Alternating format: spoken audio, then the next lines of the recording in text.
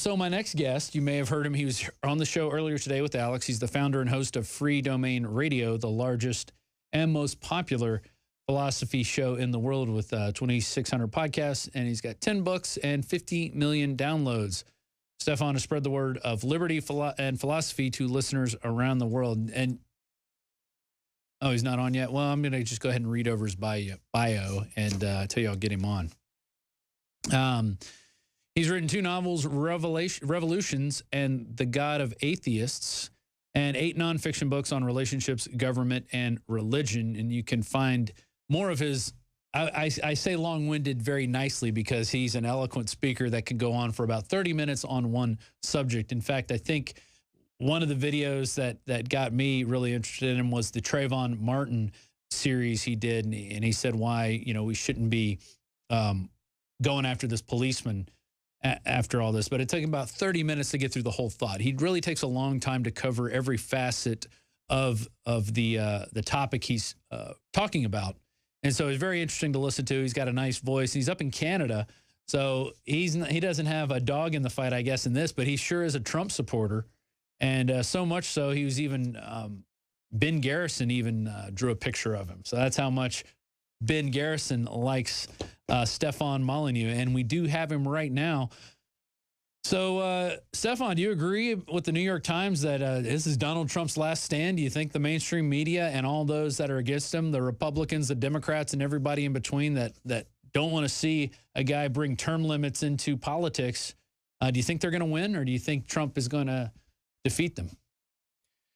Well, I think it's important to be confident but not cocky. I always think that's a good frame of mind to be in, because I'm sort of concerned if we say, oh, Trump's totally going to get it. He's got it in the bag. It's a done deal. Then people are like, then why should I bother going to vote, because it's a done deal and so on.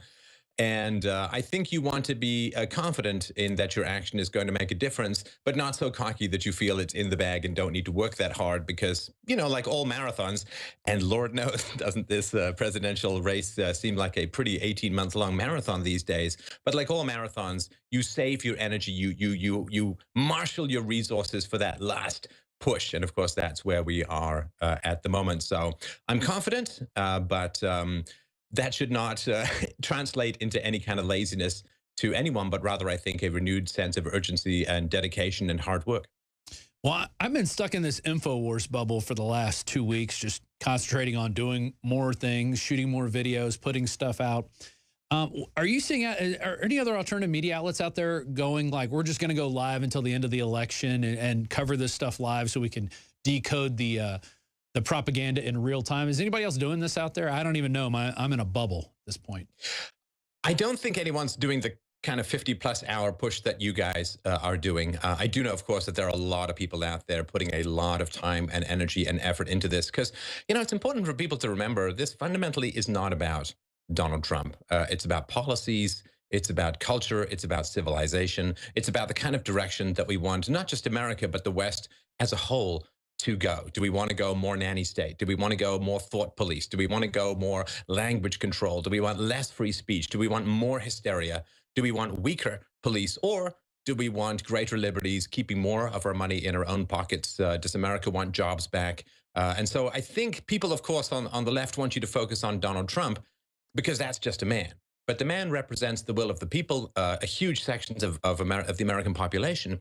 And it's that will that can't be mocked by, holding up someone to ridicule. So I think it is important to remember that Donald Trump, the person, can be a bit of a distraction from the movement of the people, which is where I think the real momentum and power is in this election cycle. And I think it was a continuation of the Ron Paul movement. You had a base of people who had seen, Ron Paul just get trashed by the media, ignored essentially. With Trump, they just call him out constantly on what he says. Oh, this is crazy. This is crazy. They would never even say what Ron Paul said. They would show election results from these primaries, and they would go first place, second place, fourth and fifth and sixth. They wouldn't even show Ron Paul.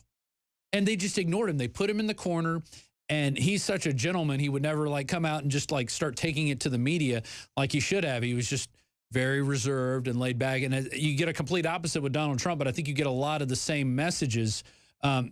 Trump's are definitely not as finely tuned or as grounded as Ron Paul's is, but term limits. I mean, I think we can all agree, any just right-minded person or left-minded person, if you're a free-thinking individual, we can all agree that we need term limits. I think that's a reasonable stopgap measure. One of the problems is it can end up giving more power to the bureaucracy, because even if you give term limits to the people at the front of government, there are people, of course, in the back rooms who are going to be there from here to eternity. The central issue, I would say, and I think most people who follow Ron Paul would agree with me on this, the central issue is we simply have to have a smaller government. We have to have less power for government to reward their friends and punish their enemies and hand out benefits and hand out preferential legislation and put tariffs up against your enemies and put taxes up against your enemies and give you subsidies and give you business and give you benefits and give you bonuses. As long as government has the power to redistribute these trillions of dollars at gunpoint throughout the economy, there will always be people trying to get in there and use that power for their own good. It's like this giant carcass of freedom by the side of the road. You can spend the rest of your life swatting the flies away, but at some point you're going to just have to clean it up, and then you won't have to worry about the flies at all. Yeah, I agree with that. Well said. And going back to that, the picking winners and losers and taxing, I meet a lot of liberals, and especially going out to these Trump rallies and the protesters, and you talk to them about taxes and taxation is theft. And they go, no, it's not. It's not theft. They're so far removed from reality, they don't understand that if you don't pay your taxes, you will go to jail or you will have your money taken from you. And they don't seem to think that, see that as being force. They don't seem to equate that with force. But they go, with illegal immigrants, they go, but they want to be here. They want to be here. Well, I don't want to pay my taxes all the time either, but I still have to do it. And, just because somebody wants to come here doesn't mean they have the right to come here, especially come here and then suck off the system and then also vote. What's your reaction to the president saying, hey, if you vote, you're a citizen? When asked about should illegals vote and will they be deported if they vote? Well, from an amoral, pragmatic standpoint, which is where the left has been operating from, I would say, since the 60s or the early 70s, when the Soviet Empire collapsed and they lost all of their ideological rationale, all of their idealism, right? Because the left at one point were idealists. They thought that a stateless society would grow out of the communist dictatorship and that there would be the proletariat would be free and the evil capitalists would be banished and, the evil monopoly guys with the monocle and so on would be sent off planet. And so they had this idealism, horribly mistaken with unbelievably disastrous 90 million dead plus results on the planet. But they had this idealism. Then in the 60s and the 70s, when it was revealed by Khrushchev after he talked about the cult of personality that Stalin had engendered and the Gulag Archipelago by Solzhenitsyn came out and the endless death camps and the murder squads and the starvation of the kulaks and of the Ukrainians in the 1930s, tens of millions of people killed through starvation policies and communism, they lost their idealism.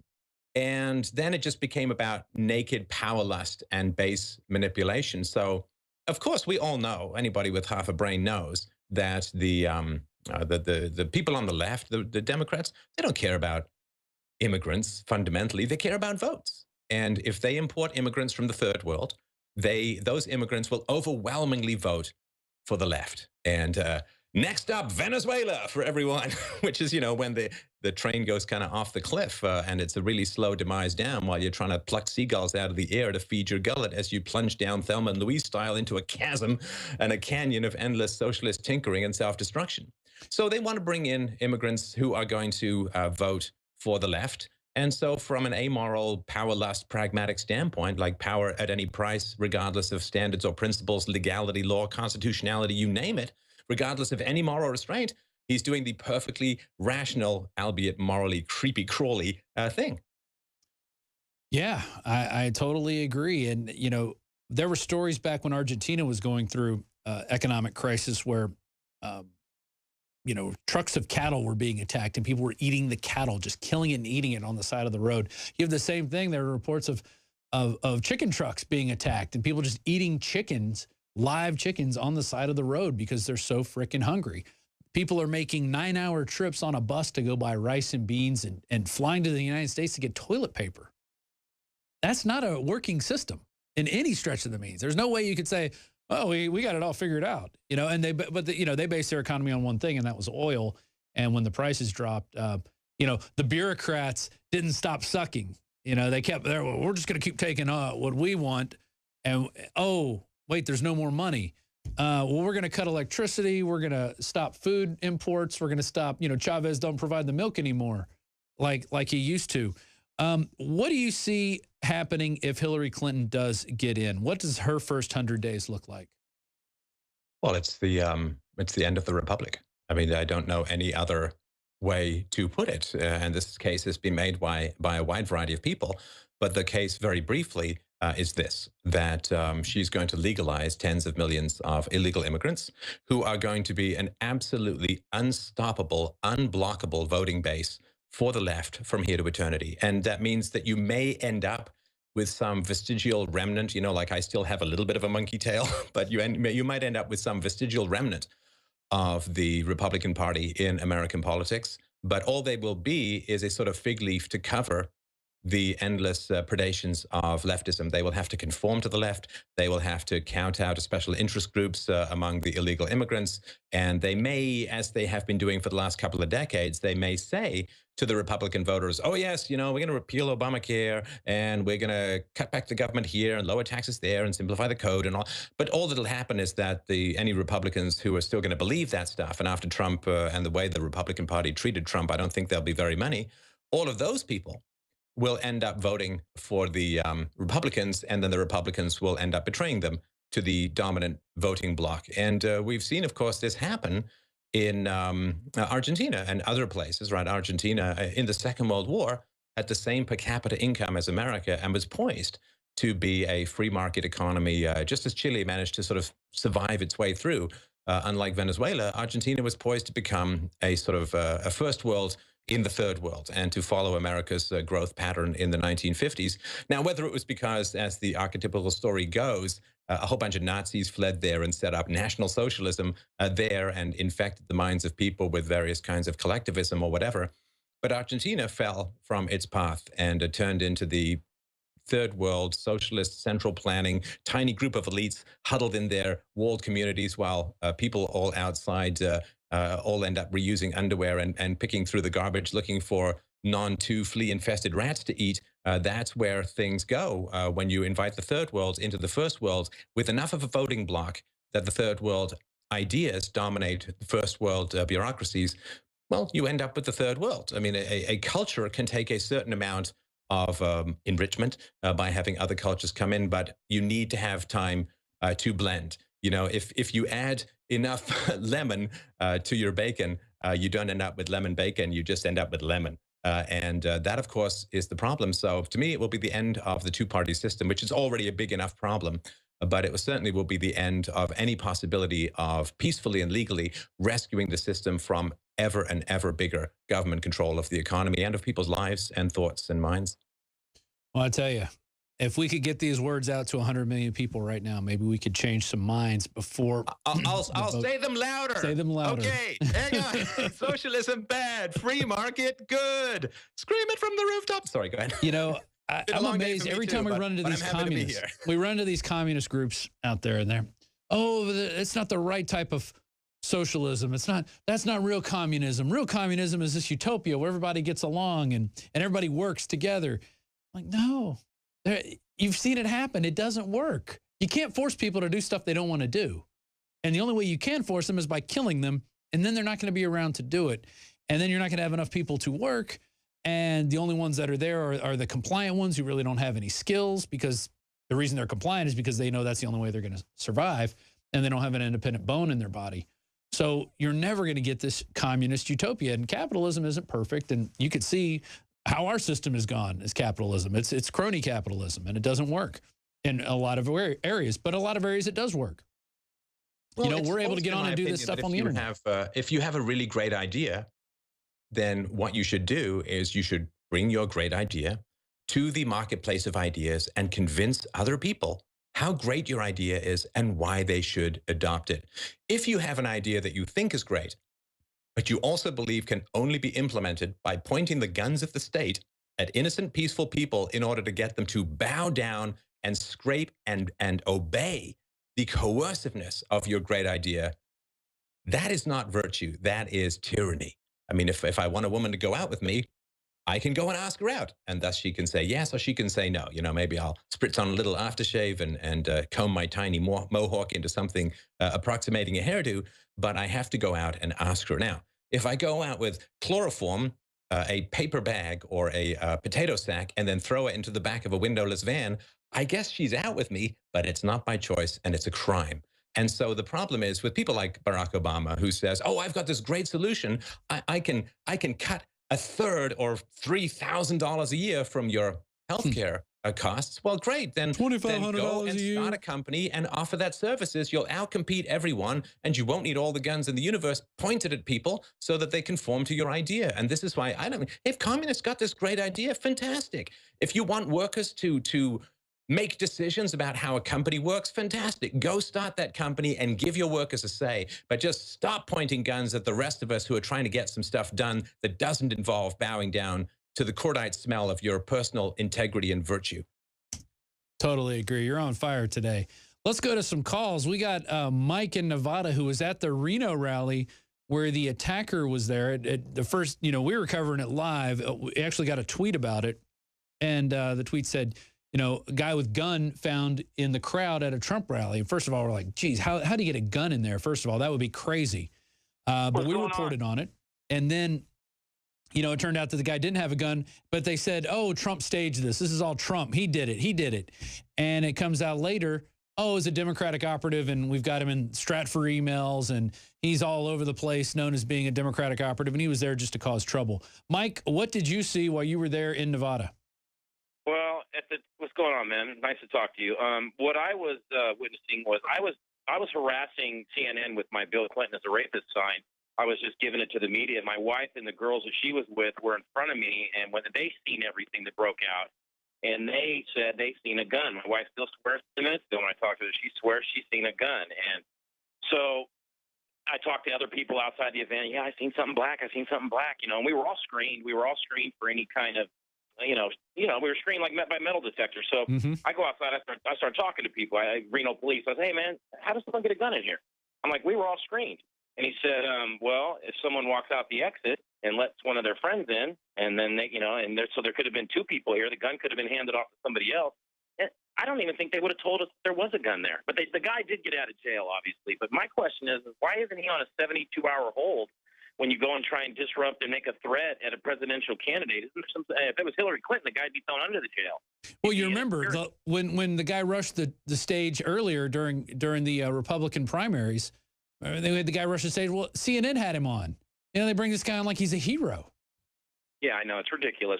I'm scared that people just they don't even want to listen. Like I'm not in Reno. I'm in the Bay Area. I traveled from the Bay Area, the land of fruit and nuts, to go up and see Trump because I love Trump. We love Trump. I just don't understand why people can't see that we're about to lose something. Like these useful idiots that are voting for her, they're going to be feeling it too. Make America Venezuela again. What's funny is I got a BBC reporter stuck a microphone in my face the other night. He was recording somebody, and I kept yelling, Bill Clinton is a rapist. So, after he interviews her, he's like, let me go over here and make this jerk off, look stupid. Well, no, I owned his butt for about 2-3 minutes straight. When the interview was over, they both shook my hand, and I said, you guys both know that'll never make it to your BBC website. You were hoping I was some schmendrick that was going to trip all over my words, but I just chewed you up. I went into Venezuela. I went into George Soros and the voting machines. I went into the food, drying up the food supply. I went into everything.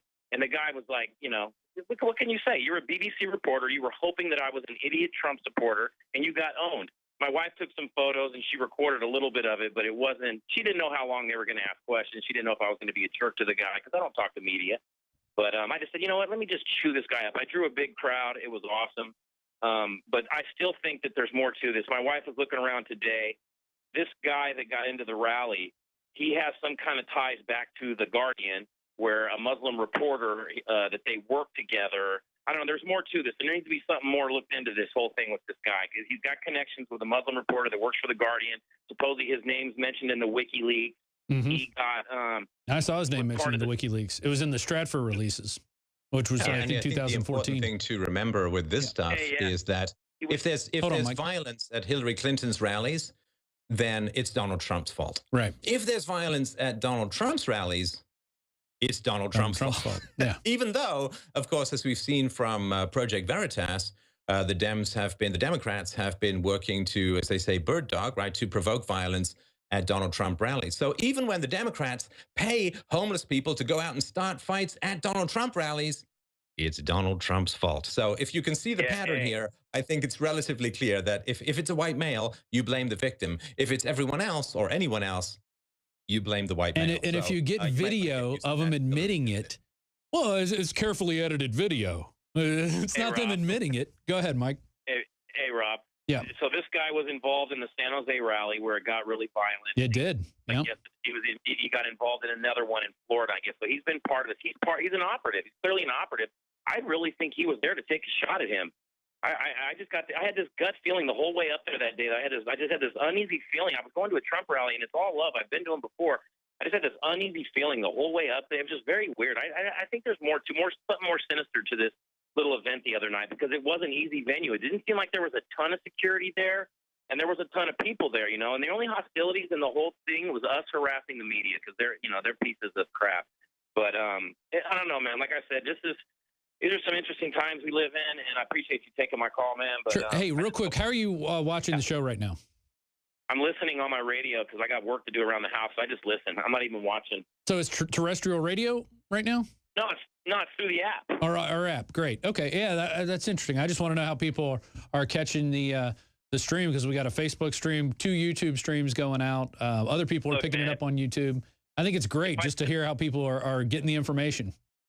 If I sit on my butt and watch things, I don't get nothing done. So this way I can get something done, get educated, learn how to school BBC reporters, and, stay functional. There you go. All right, Mike, thanks for calling. Appreciate it. Thanks.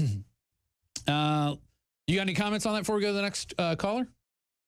Well, I do think that words matter, and I do think that language matters. And one of the things that I think people need to recognize is that the escalation of rhetoric from the left is going to have consequences one way or another. There's only so many times you can say that somebody is literally the reincarnation and embodiment of Adolf Hitler before some crazy people out there are going to get those radio waves of repetition stuck deep into their brain and think, well, I got to save civilization. He's Hitler. These are terrible things they're going to have. And this is part of the noxious fumes of destructive language. It's not the same exactly as crying fire in a crowded theater, but to me, it's not that far off. When you keep painting somebody as the embodiment of evil and hatefulness and sexism and racism and destructiveness and so on, you kind of are priming the pump for crazy people to start to take actions into their own hands. And then, of course, the horrible thing is that they always say, well, we're not going to stoop to the level of the Democrats, the Republicans, rather. We're going to take the high road. We're not going to go down there in the mud. It's like, man, if you Democrats could get up out of the mud, I don't even know if we'd recognize you.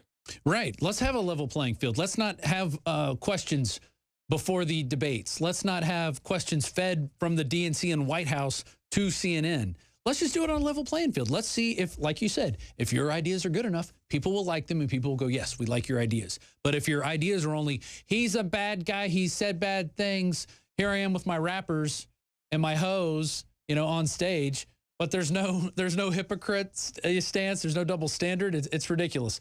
Let's go to James in South Carolina. Wants to his comments on Larry Nichols. Go ahead, James. And how are you listening to us first? Or watching? Well, I'm a member. I'm a subscriber. Prison Planet. All right. Yes, Thank you. sir. My computer's messed up, so I've gotten my PS4 back from the kids temporarily. For 52 hours, huh? That's good. Yeah, well, yeah. Till I get you can tell them that you're playing a slightly more important game at the moment than anything they could get their hands into. Oh, well, I'm an everyday viewer, so my kids, they love Alex. Excellent. All they do is ask me when his son's going to do more reports. Oh, yeah. Anyways, to Larry Nichols, boy, what a home run. I know. Wow. He's on fire. And there's sometimes where I go, God, Larry can't be right on that. How does he know that? He's just in Arkansas. Man, he knows it because he's seen it. He's seen all the tricks. He knows what they are. He has the playbook that they use. Well, I had no doubt that he was insider back then, but times change, people change. You would assume tactics would change. That being said, if you look back, I'd say 3 or 4 months ago, I actually called in and I talked with Alex while Nichols was on. Alex gave me a shirt. But anyways, that day, Nichols was saying to be careful about the health issues, that one of her biggest tactics was to become the underdog and in some way launch herself out of it at the very end. I mean, almost verbatim, he said that, you know, saying use caution going after Hillary about her health. Well, I don't think she foresaw the 650,000 emails coming out. However, it gave them this golden opportunity, since it's, you know, it's already out on WikiLeaks. Now they're doing this. So who's to say she didn't get Comey to come out and say, oh, we're doing this, you know, and then 2 days before the election, just like Nichols suggested, here they just dropped the ball on the whole thing. Yeah, I'm pretty amazed that they could go through 650,000 emails in 8 days. Stefan, Well, what do you make of that? Well, here's the thing I think that's important about Hillary's health. And of course, nobody knows, I mean, other than her inner circle, her doctor and so on, what's really going on with her health. But this is what I would ask, a basic sort of question.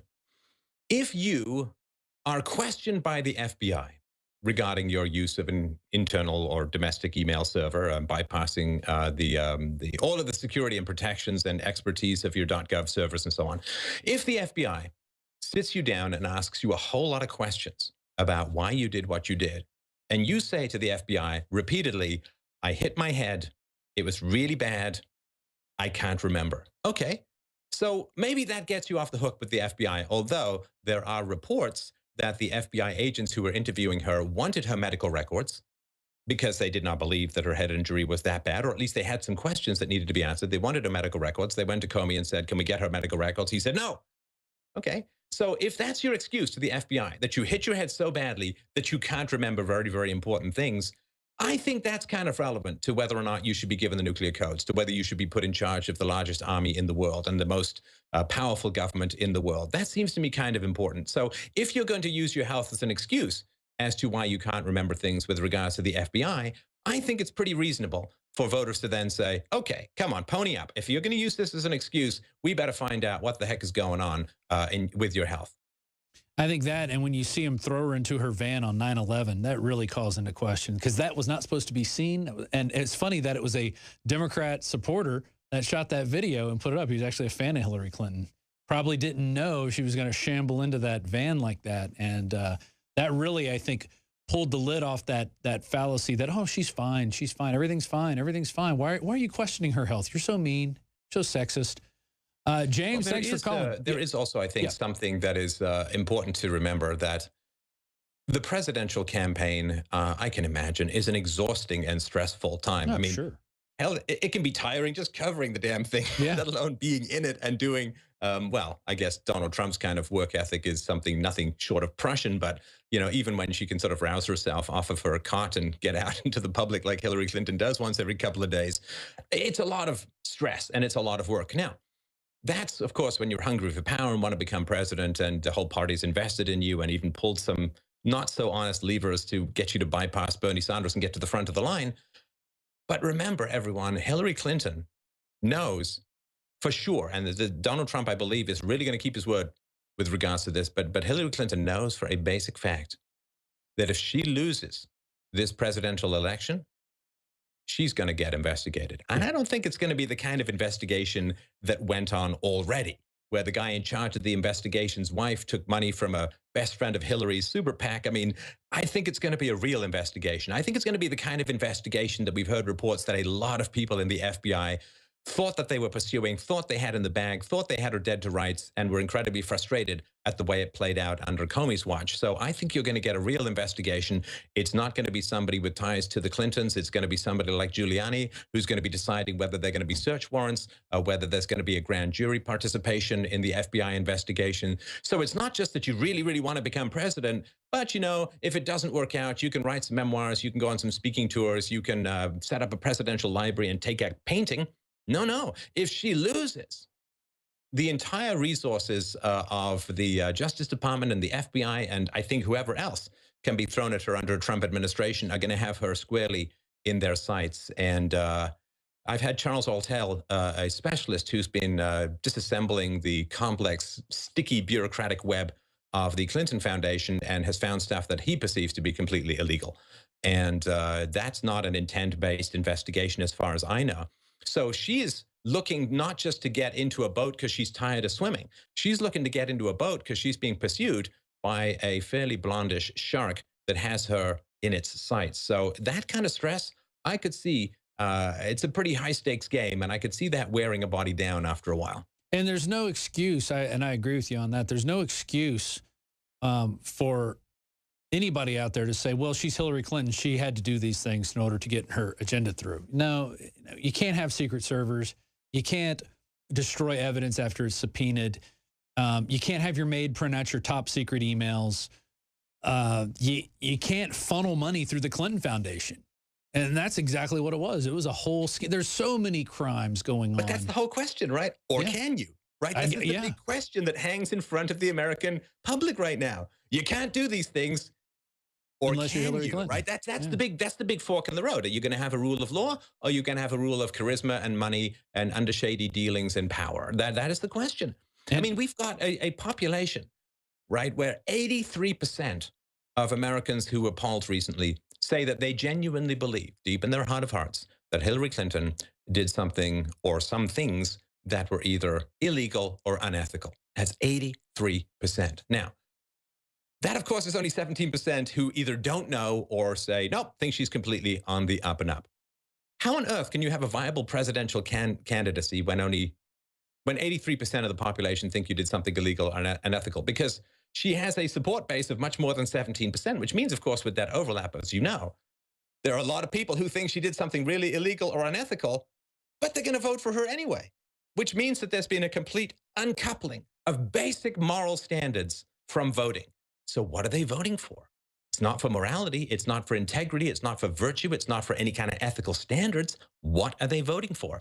They're voting, I believe, for free stuff, all the stuff that she's going to hand over and provide to them at the expense of the rapidly shrinking and diminishing middle class in America. And you really should not be voting for free stuff. We all kind of know that deep down, which is why, of course, in the past, I'm not suggesting we go back there, but of course, in the past, you had to be a property owner. You had to have a sort of minimum income in order to vote, because the argument back in the 19th century would say, okay, well, if you give universal suffrage, if everyone gets to vote, well, the poor outnumber the rich. So the poor will vote to take away the property of the rich, and everybody gets to be poor. And that is a huge problem. Is there a conflict of interest if you are on the receiving end of government largesse? Can you make objective decisions based upon honor and virtue and integrity? If you're on the receiving end of government money, can you make objective decisions about taxation and spending? That's called conflict of interest in the private sector. It seems to be just called voting, at least on the left in the public sector these days. And I think we should, again, if we can shrink the amount of size and power of the state, then people can begin voting again based on principles and issues rather on ka-ching, ka-ching, I want my free government cheddar in a wheelbarrow. And people don't realize when you unleash the economic binders that are on us right now, you're going to have more money than you know what to do with. You're going to have those openings and just be able to fulfill your dreams. You're not going to be able to do it in a Hillary Clinton presidency. You're going to be taxed.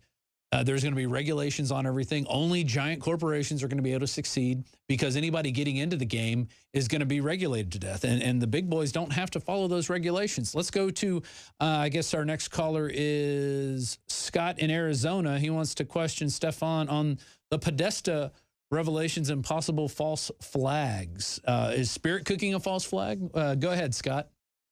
Right. So, hey, let me just start and say I love InfoWars. Rob, thank you for having Stefan on.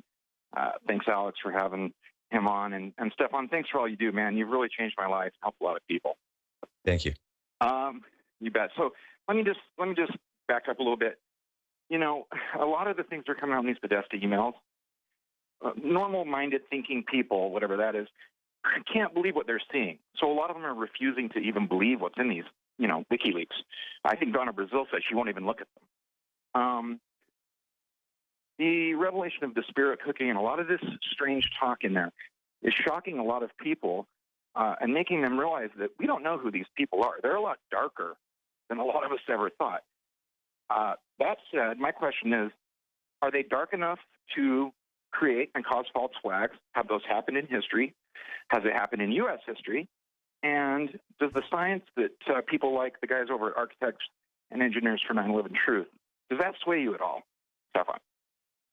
Well, you've said a lot, so let me just sort of skim past these topics and satisfy no one on any of them. But, you can always ask me in more detail. So with regards to the Podesta stuff, there are, of course, questions around what was going on at the Spirit cooking dinner. Of course, we'll never know for sure. It doesn't seem like a very honest group of individuals as a whole, so I don't know if we'd ever really know for sure what happened there. But I will say this, and this is just sort of my personal perspective and my personal opinion, that this stuff is weird.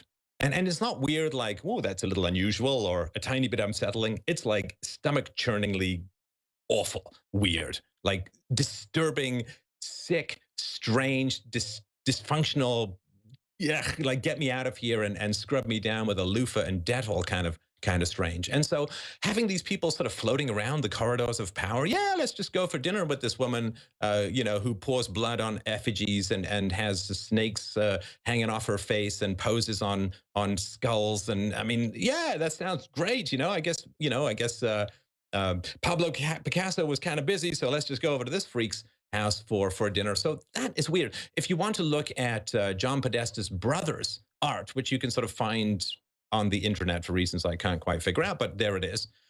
It's weird and disturbing and dark and nasty in many ways. Now, of course, I don't know what all of this, pizza and dominoes and handkerchief with black. I don't know. There's some theories and I've read them, but I obviously can't figure out for sure what any of that stuff means in any kind of detail.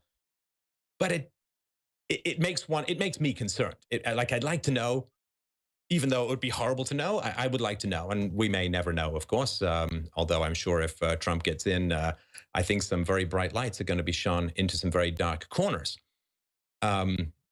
The accusations of rape against Bill Clinton, the fact that he settled with Paula Jones for $650,000 for harassment and so on, these are some pretty dark claims. And of course, Hillary Clinton is accused of attacking the women who accused her husband. Hey, Stefan, hold that thought real quick. Alex Jones just entered into the studio. He took a little break for a little while. He's coming on in about 30 minutes. Go ahead, Alex. That's right. I don't want to interview Stefan because he's on a roll here. What a great patriot for humanity.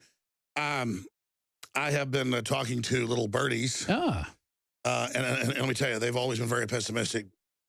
And then I called Roger Stone, who's flying in the morning. He'll be here at least 2 days for the big election, and he'll be here at 11 tomorrow. Mm-hmm. And let me tell you, we can now say this because they made a big deal about the campaign, but he is like a big part of the brains. He's one of the only people that actually challenges Trump. And they're confidants. They've been friends for 40 years, kind of his wingman when he's not been married and stuff, but they're very close. I called Stone to confirm this. I said, why is Hillary canceling the fireworks display? Why is all this happening? And we also see the numbers already out in the polls that are on drudgereport.com. I'm going to get out here in a minute and let Stefan continue. I was just given the numbers, and Stone has agreed to come on the polling agencies he's involved with.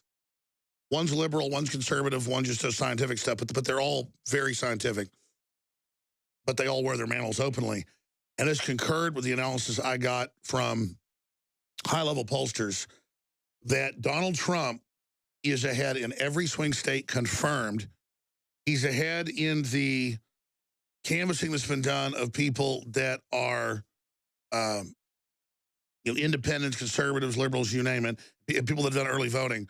And whether it's Florida or Ohio or New York or Pennsylvania, and even New York, unless there's fraud, Trump's ahead a few points there. Other states, it's like 10%, 5%, 8%, 6%. The good news is, folks, these are scientific polls. This isn't wishful thinking. These are scientific polls. They even have a margin of error on average of like 7% more Democrats because there are more Democrats. They overdo that with 12, 15, 20.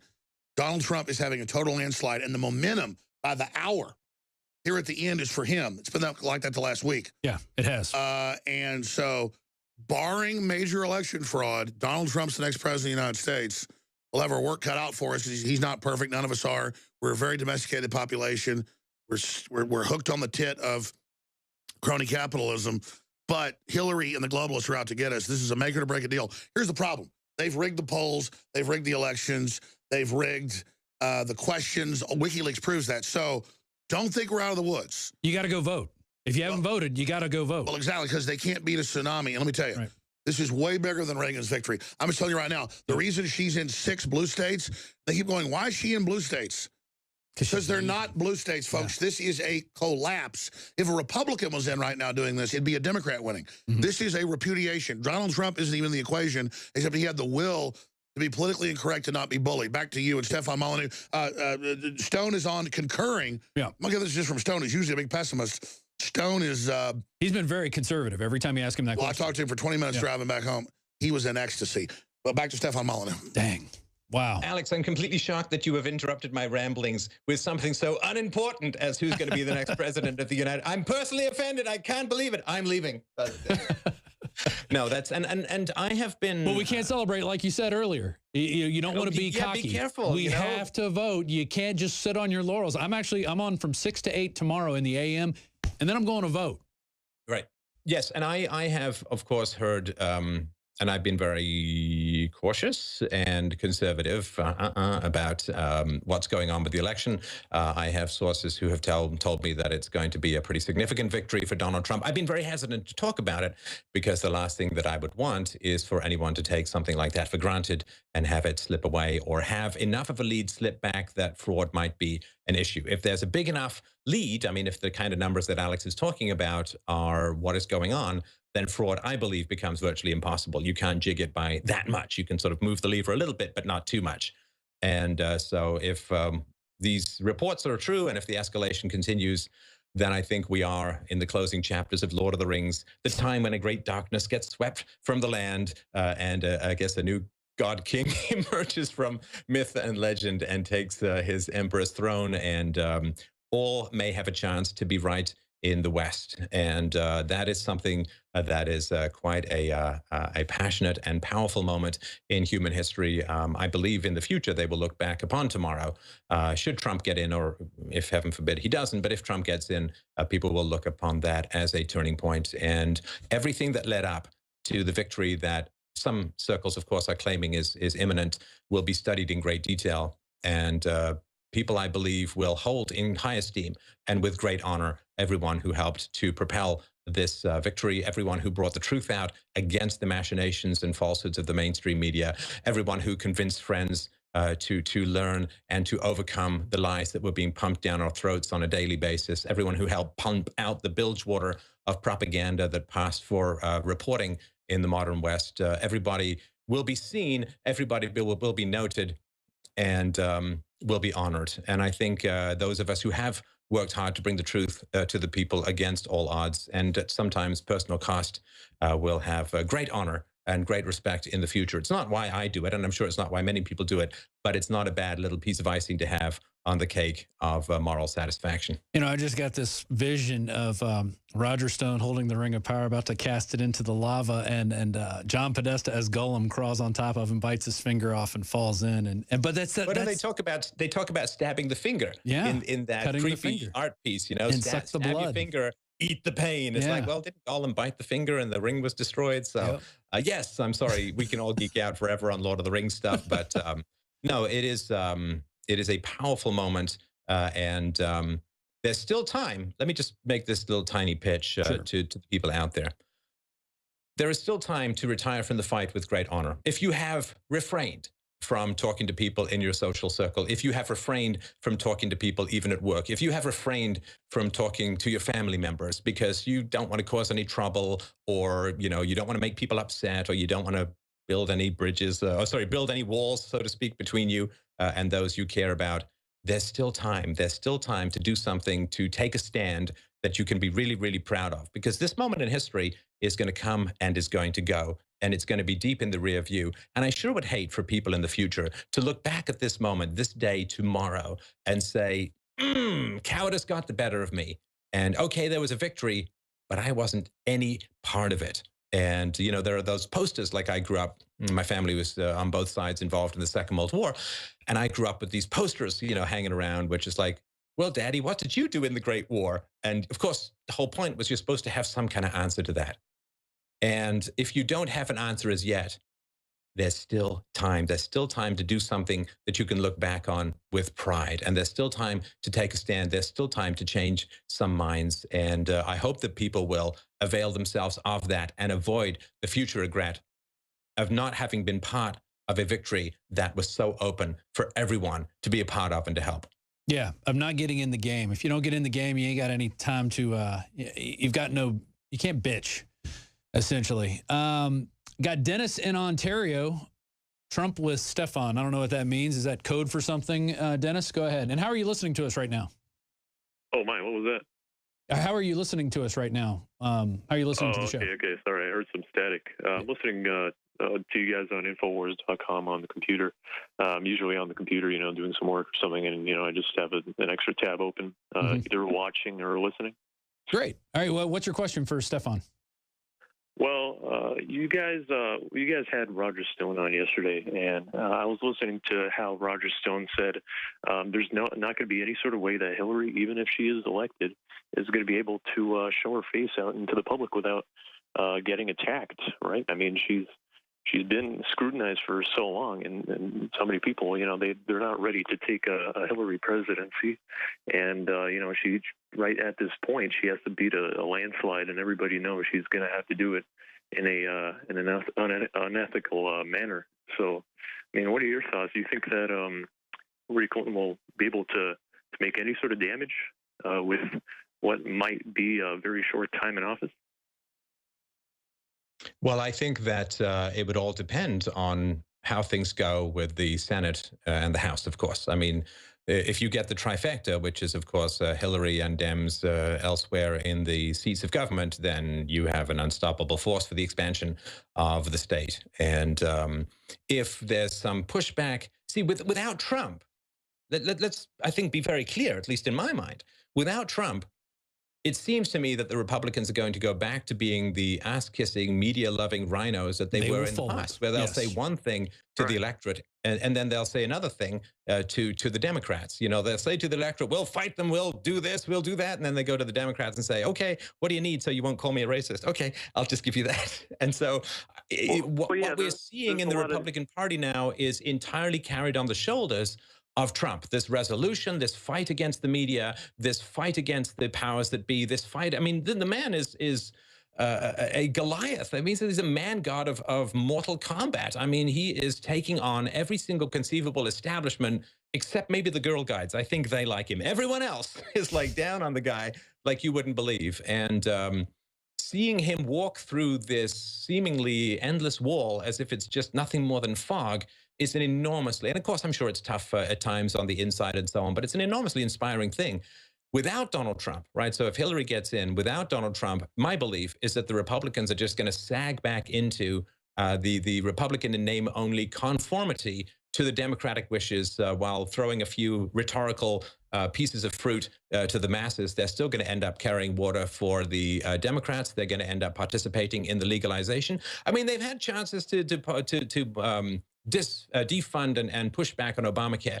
This extra, I can't remember how much money, this extra insane amount of money that they got during the financial crisis that's being reauthorized every single year. They don't have to pass a budget for years and years. This is not a small party government. Now, with Trump, there's a chance that they will actually turn into the rhetoric they've been handing around like candy for many years. Without Trump, I don't see any particular resistance that's going to happen. It's not going to come from the media. It's not going to come from the mainstream media. It's not going to come from the entertainment industry. It sure as hell isn't going to come from academia. Is it come from the rhinos? Well, they had 8 years to push back against Barack Obama. What did they actually achieve? And they all went against Trump, and Trump's talked endlessly about the arrows he's taken for people, and he didn't have to come out and run for president. And, I think in the beginning he did kind of do it as a joke. But people started listening and go, why are you the only person out here saying things like this? Americanism and globalism, and we have bad trade deals, and our jobs are getting shipped to Mexico. How come no one else in this room of, 30-something Republican candidates is saying that? They're just repeating the same talking points and pointing like this with their thumbs. Well, I think the answer for that is that he's a businessman. And most of the other Republican candidates come out of things like law and, their daddies who are politicians or they've been politicians. So they're not market facing. Now, Donald Trump has been a businessman his entire adult life, which means like you, like me, like everyone who's not in politics or who doesn't have some particular money printing license handed to them by the state, we have to care about the audience. Now, before Donald Trump became the nominee, or before he decided to throw his hat into the ring, what he did was he hired someone to listen to talk radio and read conservative publications for over a year. Now, for a year, that person took notes and said, okay, that they're really concerned about immigration, really concerned about trade, really concerned about jobs. And their guns. And those are sort of the major issues. So he did his market research, as all good business people do. He did his market research, and then he came out of the gate with actual facts based upon what the voters really want, which they were talking about openly through Rush Limbaugh, through Sean Hannity's show, through Glenn Beck's show at the time. They were all talking very openly about what they were desperate for. Please, Lord above, let's have a little bit of a slowdown in mass immigration. So 40 million immigrants over the past little while. I mean, it's completely insane. There's no way that the dominant culture can absorb that many immigrants without being weakened and undermined and possibly even collapsing. So people were desperate for someone like Donald Trump. He didn't just come out and say, well, I think I'm going to pick these things out of thin air. What he did was he did the market research. What are Republicans desperate for representation? And he knew, based upon the Gang of Eight, based upon all the stuff that had happened before, he knew for sure that the rhinos, the existing Republicans, weren't even going to talk a good talk about providing what the Republicans were so desperately after, which was better trade deals, less immigration, jobs, smaller government. These guys weren't going to provide it. And of course, as a businessman, you do market research. You look at your competitors. You say, well, there's a huge market demand for what I'm going to provide here. My competitors aren't even going to talk about providing it that much. And this is why it was not that hard to figure out how well he was going to do. If you've been an entrepreneur, you've read the market, you've checked out the competitors, and you're providing a desperately needed good at a desperately needed time, guess what? Build a better mousetrap, and people will beat a path to your door. You're going to have tens of thousands at your rallies, too. And I've been to a lot of these rallies. These people are peaceful. I've seen them from all types of colors and sexes, and everybody was there. You know, gay guys for Trump, blacks for Trump, Hispanics for Trump, immigrants for Trump who became citizens and want to see everybody else. You know, if you want to come into this country, become a citizen. It took one guy 7 years, but he did it, and he felt he was so honored to be a citizen at that point because it wasn't just given to him. And he was ready to vote for Donald Trump. And once again, we're in the midst of this 52-hour live election broadcast, and we have a super sale going on. And I'd like to thank Stefan Molyneux for joining me we're about 50 minutes in right now of a whole hour. He's going to be joining us here. 30% off Super Male Vitality, 30% off DNA Force, 30 to 40% off the InfoWars Select Storable Food, 30% off Survival Shield X2, 30% off Pro Pure King water filters, 25% off Secret 12, and 15% off Molon Labe apparel. Stefan, do you filter your water? I do, in fact. There's a whole water filter system in the house. Yeah, I mean, everybody's doing it, people. You know, if you're drinking out of the tap, there's something wrong with you. Dennis, thanks for calling. I'm going to try to get to a couple more calls before we go. And when we end, guys, I want y'all to have this video queued up. We saw this. Somebody sent this to me on email. MAGA Wars, The Last Hope. It's a spoof some people put together. It's pretty good special effects. Alex Jones is in it. Leanne McAdoo's in it. Donald Trump's in it. You got to watch it. We're going to play that and then go to break because I know I can tell Stefan's a Star Wars nerd too because he smirked a little bit just now. And we've having him on Skype. Where do you live in Canada? I live just a little bit north of Toronto, which of course is the major city in Ontario. It is a sprawling city, too. I've driven past through there going to Sudbury a couple times. Sudbury? Yeah. Did you lose some sort of horrible bet? What draws you north to Sudbury? Do you love the smell of potash in the morning? I shouldn't say that. I'm going to get all these messages from people who live in Sudbury. It's a great town. We stayed at a really nice bed and breakfast on a lake. I apologize already, but go ahead. Yeah, it was beautiful. We were going there to interview a guest back in, I think, 2010, 2011. Let's go to Tim in Ohio. Opinions on the troops scattered worldwide. I think we could bring them home. Instead of just being there guarding things, why not helping people put in infrastructure if we're going to have them out there? But go ahead, Tim. It's Jim. Sorry, but we all know that Obama has been systematically shrinking our military, and also it seems like now that we have Hillary Clinton is constantly poking at Russia and China, specifically Russia. And we have our troops kind of scattered all over the place. And Obama signed the executive order allowing the UN troops to basically come in here and help police everything. Do you think that they were planning up for this? Do you think that they kind of knew they were going to steal the election, because I've already read reports saying that they're gearing up for unruly, people once anything happens in civil unrest. Do you think that was intentional for coming up to this? And do you think that, say, if Donald Trump wins, if Hillary doesn't steal it, do you see the Obama administration or somebody having a false flag attack or something like that that would basically suspend Trump from being inaugurated? It certainly would not be without precedent in history for false flag attacks to end up suspending democratic processes. I consider it an outside possibility because I do think that what Trump represents is such a strong movement that they really would be risking an outright civil war if they were to try and do something like that. And I've made the case even on this show and on my own show as well at freedomainradio.com that they are power addicts on the left and they will do almost anything to get and maintain power. But I don't really think that's within the realm of high possibility or even low possibility at the moment. I think that there is going to be an orderly transition of power. I think that the Democrat strategy, if I sort of had to put that hat on, however uncomfortable it may be morally for me, I think the Democrat strategy is to say, we're not going to provoke a constitutional crisis. We're not going to provoke or add fuel to any secessionist movements. We're not going to risk any kind of civil war. What we're going to do is we're going to dig in with the media and we're going to work to discredit and oppose Donald Trump's presidency for the next 4 years. And we're going to find somebody to run when the time is ripe. I think that they're going to retreat, lick their wounds, try and figure out how to do things better. And I think that's how it's going to go. So yes, certainly in the past, there have been lots of false flags and suspensions of democracies.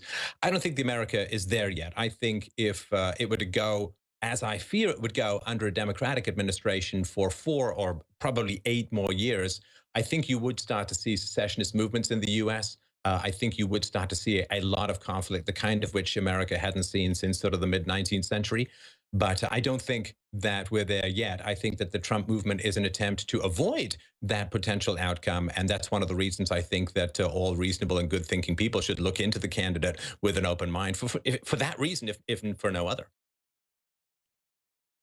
Yeah. Hey, thanks, Tim, for calling in. I think that was a great question. That's a good spot to kind of end it on. I've had my guest for the last hour has been Stefan Molyneux. You can find more of his work on his YouTube channel at Free Domain Radio. That's youtube.com, Free Domain Radio. Check that out. He's got a lot. I like how you can go long-winded for 30-minute stretches at a time. I don't know if you're reading notes or anything, but you seem to you have this ability to talk for long periods of time without looking down. And I greatly respect that. My next goal, Rob, of course, is I'm going to try and get that jazz trumpet thing where you can just talk without even having to inhale. Right now, I, of course, have to pause to inhale, which I consider a massive inefficiency in my productivity. But I think this is the first time we've chatted. I appreciate the invitation on the show. I wish you the very best in your next grueling 6 a.m. You're back. I'm back on at 6 a.m. For that. Thanks a lot for the time today. And good luck tomorrow, and good luck, America and the Western world tomorrow.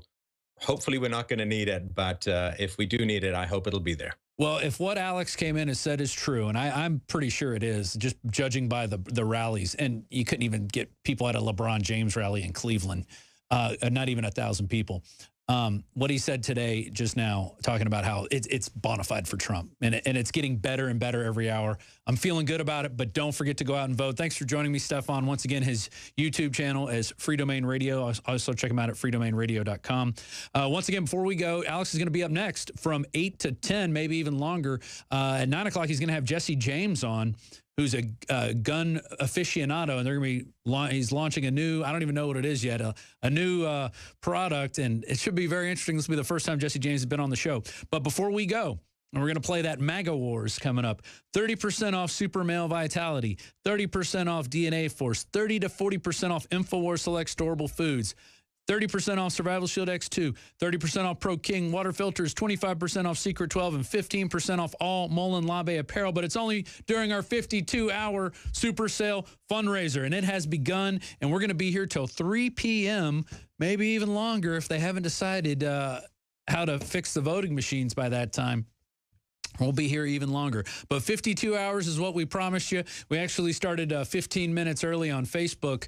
And in fact, I got to go stop the Facebook stream and restart it again because it can only go for 4 hours at a time. This has been Rob Dew. You can follow me at Dews News on Twitter, DEWSNEWZ. Thanks for watching. Spread the word. Infowars.com/show. Spread the links around. If you're not doing something, then you're doing nothing. And, man, you might as well put Hillary Clinton in power. And you don't want to be in that world. Let me tell you, it's not going to be a world that's pretty. It's going to be a world that that ugliness and perverseness is brought up. Yeah, go ahead. Let me just add. Look, this whole place is funded by our viewers and listeners. We have everything people need: high-quality non-GMO seeds, the best water filters out there, 5 or 6 great companies that are all really high quality. They're all apples and oranges. Some are better at this, some are better than that. It all cuts the stuff down to non-detectable levels or cuts it all out depending on what the chemical is. You're insane if you're not filtering your water. I still drink stuff at the store sometimes or whatever. The point is, overall, I'm trying to avoid it. I think almost everyone here has a water filter. I got shower filters, all of it. But we've got the biggest sales ever and free shipping at InfoWarsStore.com. And we need to bring, we got the biggest sales ever. Free shipping. Let me just tell folks about the specials right now since we're doing it because we get so busy. I'm worse than the rest of the crew, not even telling you about the stuff. We have a 52-hour live election broadcast. We're now like 10 hours into that. Super Sale fundraiser has begun. Our short 52-hour live election broadcast has officially begun, and we are launching a number of super sales at InfoWarsStore.com to help fund the fight against election rigging and the globalist takeover, and you can see we're at the tip of the spear. These unprecedented super sales are now live on InfoWarsLive.com, InfoWarsStore.com for the next 52 hours. 30% off Super Male Vitality and free shipping. 30% off DNA Force and free shipping. 34% off InfoWars Select Herbal Foods and free shipping. 30% off Survival Shield X2 and free shipping.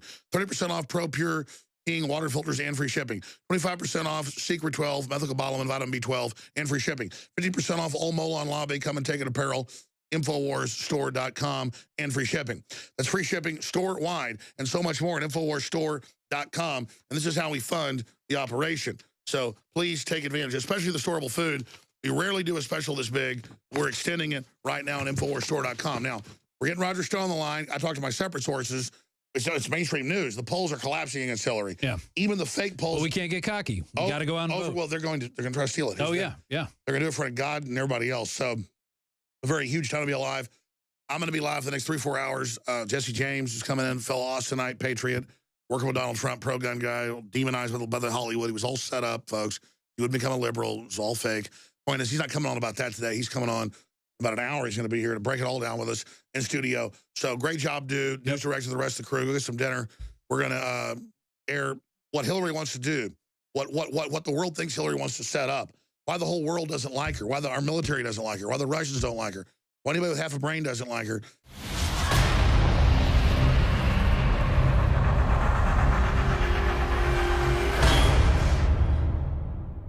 Look, I'm not going to sit here and say, see, I told you so, that communist Chinese-style net censorship was coming to the web, because it's already here.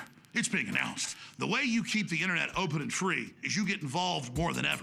Go to Infowars.com/app. A new battleship in the fight. Infowars Live, available right now. We're looking for a crew to man it. You going to sit down and play games and be a trendy? Or are you going to be part of history?